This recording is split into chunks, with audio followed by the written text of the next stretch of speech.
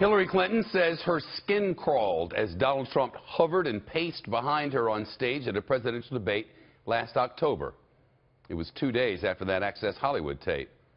That's what she wrote in her new book called What Happened. The former Democratic presidential candidate narrated the audio version herself, and here's that excerpt. It was the second presidential debate, and Donald Trump was looming behind me. 2 days before, the world heard him brag about groping women. Now we were on a small stage, and no matter where I walked, he followed me closely, staring at me, making faces. It was incredibly uncomfortable.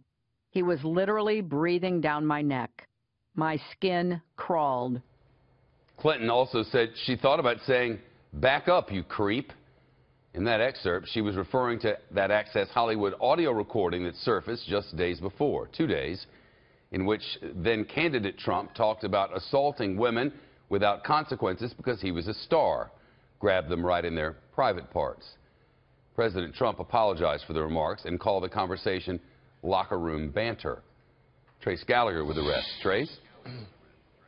You know, Shep, there were a few other factors that played a part in the second presidential debate as well, and they add a bit more context to Hillary Clinton's comments about Trump making her skin crawl.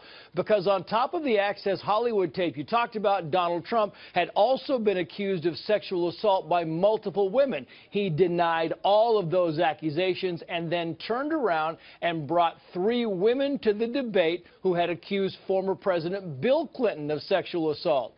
Hillary never mentioned her husband's accusers, but she does go on to say how she regrets that she handled the moment of the debate badly. Watch. You wish you could hit pause and ask everyone watching, well, what would you do? Do you stay calm, keep smiling, and carry on as if he weren't repeatedly invading your space? Or do you turn, look him in the eye, and say loudly and clearly, "Back up, you creep.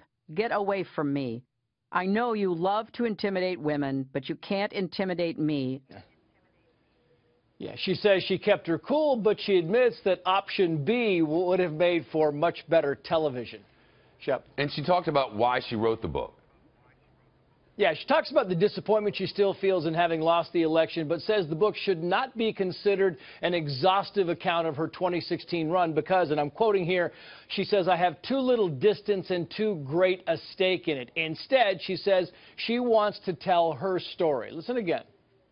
I want to pull back the curtain on an experience that was exhilarating, joyful, humbling, infuriating, and just plain baffling. Writing this wasn't easy. Every day that I was a candidate for president, I knew that millions of people were counting on me, and I couldn't bear the idea of letting them down. But I did.